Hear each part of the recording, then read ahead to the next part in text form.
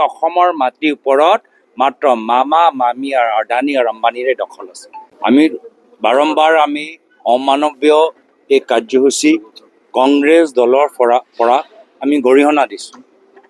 চৰকাৰে আজিৰ তাৰিখত বুজাব পৰা নাই যে যিখিনি মানুহ উচ্ছেদ কৰিলে তেওঁলোকে থাকিব ক'ত। আজিৰ তাৰিখত তেওঁলোকে ক'ব পৰা নাই। আজিৰ তাৰিখত বৰ্তমান চৰকাৰে এই কথাটো ক'ব পৰা নাই কি য'ত তেওঁলোকৰ দলৰ নেতা পালি নেতা নিজে PGR VGR মাটি দখল কৰিছে, সেই মাটি তেওঁলোকে কেনেদৰে JCB বুলডোজাৰ চলাই BJP পালি নেতাসকলক খেদিব, সেইখিনিও ক'ব পৰা নাই। এই মূল কাৰণ যে আমি বুজি পাইছোঁ ইয়াত ৰাজনীতি জড়িত হৈ আছে। মাটি প্ৰতি বৰ্তমান চৰকাৰ আৰু তেওঁলোকৰ মন্ত্ৰী বিধায়ক কিমান লোভী আমি গম পাই গৈছোঁ, কিমান লোভী আমি গম পাইছোঁ।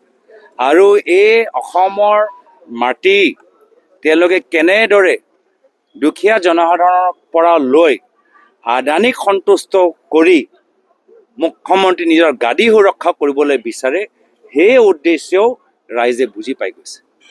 এই বৰ্তমান BJP চৰকাৰ অবৈধ ধন আৰু মাটি প্ৰতি লোভীয়া, আৰু ইমান লোভ যেতিয়া তেওঁলোকৰ মনবোৰ ভালদৰে কাম কৰা নাই, যাৰ ফলত অমানৱীয় অসাংবিধানিক কামখিনি কৰি আছে।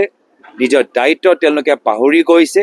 মানুহবোৰ ক'ত যাব একো তেওঁলোকে চিন্তা কৰা নাই। এই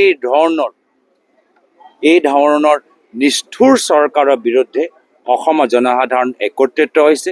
ট্ৰাইবেল মানুহ দেখিছে যে আমাৰ মাটি হিমন্ত বিশ্ব শৰ্মা ডাঙৰীয়া খাই গৈছে। খিলঞ্জীয়া মানুহে কৈছে আমাৰ মাটি হিমন্ত বিশ্ব শৰ্মা ডাঙৰীয়া খাই গৈছে। আমাৰ ধৰ্মীয় সংখ্যালঘু মানুহে দেখিছে আমাৰ মাটি লৈ গৈছে।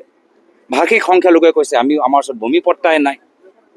তো আজিৰ তাৰিখত এই অসমৰ মাটিৰ ওপৰত মাত্ৰ মামা মামী আৰু আদানী আৰু আম্বানীৰে দখল আছে।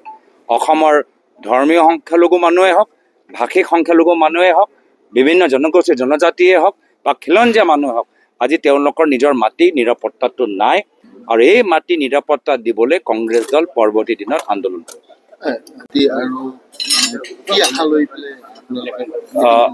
আজি বনগাঁৱত যিখন ঠাইলৈ আহিছোঁ, অহা 16 তাৰিখে ইয়াত অসমৰ আমাৰ কংগ্ৰেছ দলৰ প্ৰত্যেক মণ্ডল সভাপতি ইয়াত উপস্থিত থাকিব, প্ৰত্যেক ব্লক সভাপতি ইয়াত উপস্থিত থাকিব, প্ৰত্যেক জিলা কংগ্ৰেছৰ সভাপতি ইয়াত উপস্থিত থাকিব, প্ৰত্যেক আমাৰ পঞ্চায়তৰ প্ৰতিদ্বন্দ্বিতা কৰা ব্যক্তিখিনি ইয়াত থাকিব। তেওঁলোকে অসমৰ জনসাধাৰণৰ মূল সমস্যা মাল্লিকাৰ্জুন খাৰ্গে ডাঙৰীয়া আৰু ৰাহুল গান্ধী ডাঙৰীয়াৰ সন্মুখত প্ৰকাশ কৰিব।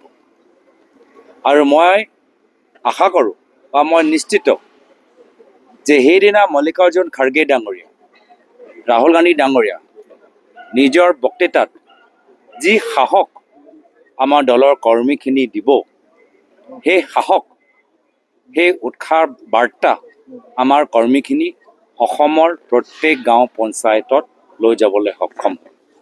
আৰু সেইটোৱে ৰাইজে বিচাৰিছে যে বৰ্তমান চৰকাৰৰ অন্যায় আৰু অত্যাচাৰৰ বিৰুদ্ধে এটা শক্তিশালী বিকল্প, আৰু সেই বিকল্পৰ এটা ডাঙৰ প্ৰমাণ অসমৰ জনসাধাৰণে সেইদিনা পাব।